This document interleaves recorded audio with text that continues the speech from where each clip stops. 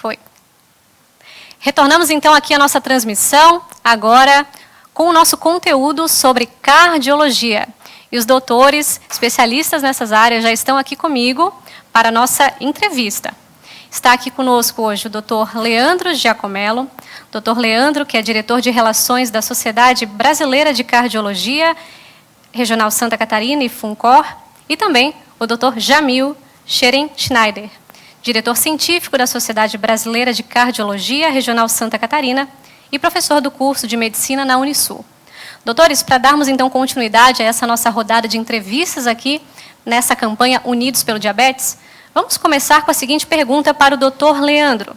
Doutor, qual o risco cardiovascular nos pacientes diabéticos?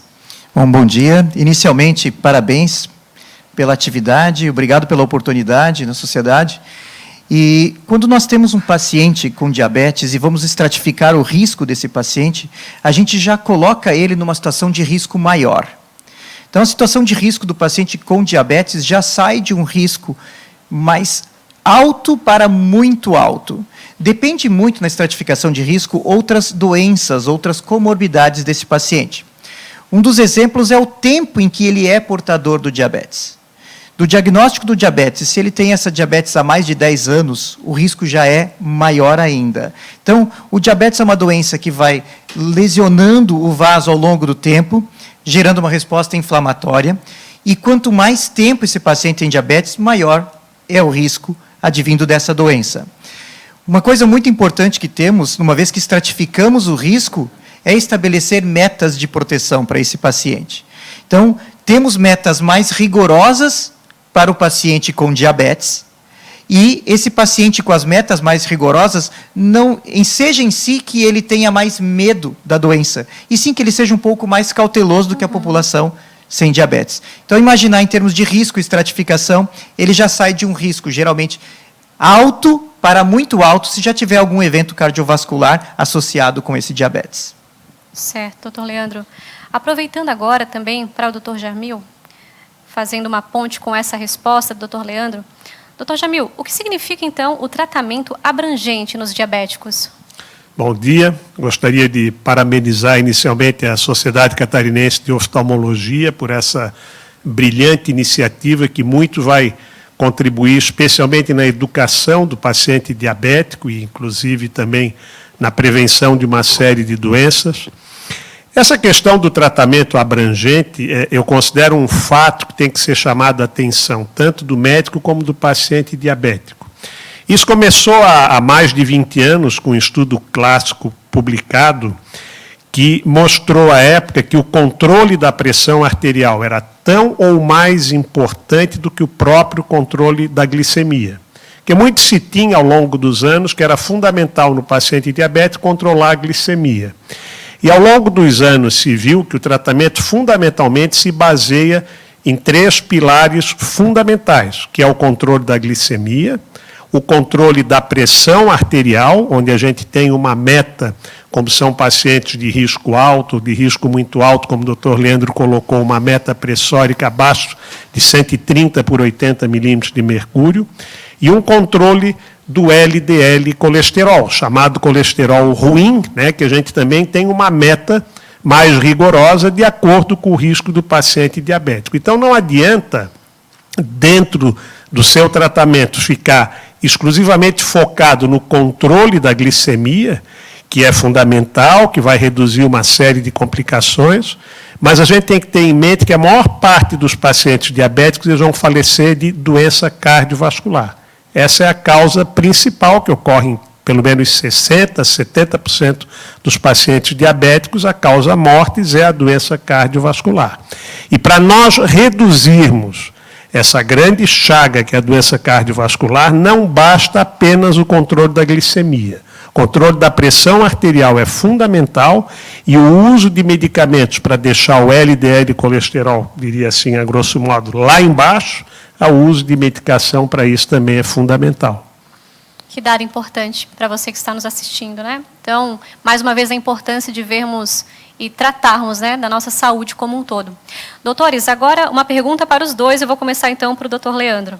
Visto todas essas informações, quais então são os sintomas que devem acender o alerta para as doenças cardiovasculares nos diabéticos?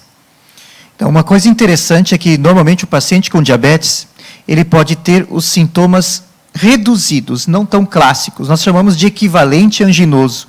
Ele pode ter um sofrimento do músculo do coração e ser assintomático ou ter sintomas que não são aquela angina, aquela dor clássica que a gente conhece. Então, o paciente com uma sudorese importante aos esforços, que alivia quando ele para, ou uma falta de ar, ele começa a fazer uma caminhada e tem uma falta de ar desproporcional, um cansaço desproporcional ao que seria o habitual, ele pode estar tendo um sofrimento do músculo do coração, um sofrimento do miocárdio. Com essas alterações, nós temos que pensar que, claro, as alterações clássicas de dor aos esforços, uma falta de ar aos esforços, um paciente que tem síncope, que desmaia, tá? Ou claudicação intermitente, ele caminha, sente uma dor importante nas pernas, tem que parar, isso tudo vai indicando para a gente que tem alguma doença vascular. E como o doutor Jamil bem colocou, o paciente diabético vai ter o maior agravo na sua saúde no comprometimento vascular. Quer seja um acidente vascular cerebral, um infarto agudo do miocárdio, uma alteração renal, ou até alteração de circulação em membros inferiores. Então, os sintomas prestar atenção principalmente aos esforços onde ocorre uma demanda cardiovascular maior. E aí é o importante desse paciente ter o exercício regular para se conhecer. Uma vez que o paciente tem uma atividade física regular, ele vai poder notar no seu corpo quando que houve uma deficiência do corpo para uma atividade que ele fazia corriqueiramente e não sentia antes. Então, imagina aquela pessoa que faz aquela caminhada, eu faço uma caminhada de 50 minutos todos os dias. Nossa, eu rendia muito melhor antes e agora eu estou começando a me sentir diferente. É hora de procurar o seu médico para avaliar. Mais uma vez, né, temos essa, assim como foi falado pela doutora Marisa na nossa primeira entrevista, a importância dessa disciplina na atividade física, né, doutora? E como nós conseguimos ter esses parâmetros, assim, e acompanhar a nossa própria saúde como um todo. Doutor Jamil, na sua opinião, quais são os sintomas que nós precisamos ficar atentos? Eu acho que o doutor Leandro já descreveu muito bem os principais sintomas. Eu queria chamar a atenção sobre um outro aspecto. É que se criasse facilidades de avaliação desse paciente pelo nosso sistema público de saúde. Porque esse paciente, às vezes, ele consegue uma consulta com o especialista, mas precisa de uma investigação mais detalhada, que muitas vezes levam meses, até mais de um ano, para ter essa investigação.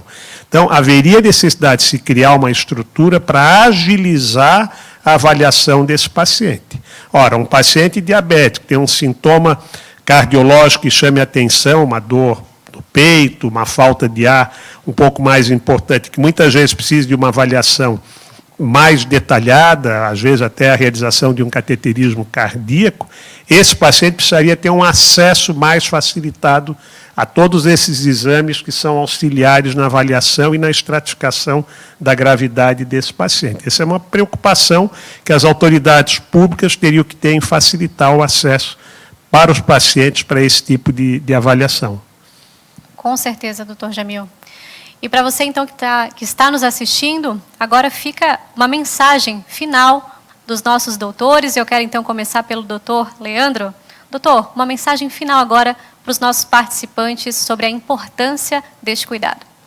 Então, em primeiro lugar, não tenham medo do diabetes. Uma vez que tem um diagnóstico, fica aquele receio, aquele medo. Não tenham medo.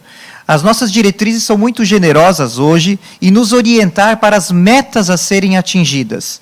Tentem focar com seus médicos nas metas de vocês de prevenção do diabetes e prevenção das doenças cardiovasculares. Uma vez que vocês têm um controle das metas e um estilo de vida saudável, o diabetes não vai ser um problema na sua vida, não precisa se melindrar por causa dessa doença, não precisa achar que é uma coisa, um castigo, nada disso. Vamos lutar e muitas vezes o paciente que tem um diagnóstico de diabetes e se cuida, ele acaba tendo uma oportunidade de uma vida muito melhor do que aquela pessoa que às vezes não buscou assistência antes e não tem uma noção do que acontece. Então, a mensagem que seria é cuidem-se que vale a pena. Porque é possível ter vida longa e com qualidade. Não é mesmo, doutor João? O doutor João está aqui conosco nos bastidores e também foi uma pessoa, um dos entusiastas desse nosso movimento. e dessa nossa frase que está aqui motivando todos os voluntários que estão conosco aqui também. O doutor João está até apontando para uma outra pessoa, já quero também saber depois o nome, doutor João. Doutor Jamil, por gentileza, sua mensagem final. Um outro aspecto fundamental que a gente chama de prevenção primordial. Ao invés de já tratar do paciente quando ele tem o diabetes estabelecido, ou hipertensão, seja lá o que for, é prevenir que o indivíduo se torne diabético, que ele se torne hipertenso. E isso nós estamos vivendo num ambiente extremamente tóxico, onde o aumento da obesidade, do sobrepeso, que é o caminho para a pessoa desenvolver o diabetes, a hipertensão, associado à falta de atividade física, onde as cidades cada vez oferecem menos condição para o indivíduo se exercitar, se tornam cada vez mais perigosas. Então, a prevenção primordial é fundamental, porque são doenças que trazem um custo muito elevado para a sociedade, e se tiver um estilo de vida, adotar um estilo de vida mais saudável, com certeza no futuro nós vamos ter menos diabéticos, menos câncer, porque o caminho para o câncer e para a doença cardiovascular é o mesmo, são os maus hábitos de vida, e isso eu considero fundamental, que se adote políticas que propiciam um estilo de vida mais saudável à população. A orientação, as dicas, as instruções estão chegando para você através dessas entrevistas. Então, a partir de agora, doutor Leandro, doutor Jamil, muito obrigada pelas suas participações aqui conosco, neste bate-papo com o tema cardiologia. E na sequência, então, teremos o nosso próximo tema sobre nefrologia.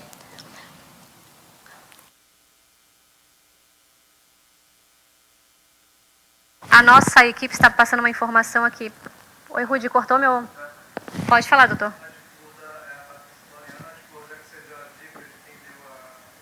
Ah, ótimo. Foi a Patrícia. Ah, a Patrícia está aqui.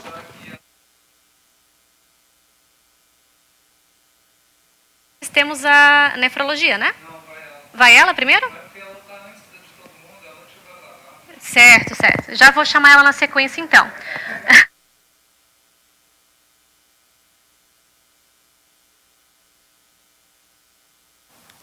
Retornando, então, para você que está nos assistindo, na sequência, nós já retornamos com a nossa próxima atividade. E aproveito para deixar aqui também uma dica para você que está assistindo essa transmissão pelo canal do YouTube da SCO. Já aproveite para se inscrever no canal, ativar o sininho para receber todas as notificações e ficar por dentro de todos os conteúdos voltados à saúde aqui de Santa Catarina, que iremos trazer para você cada vez mais. Na sequência, nós já retornamos.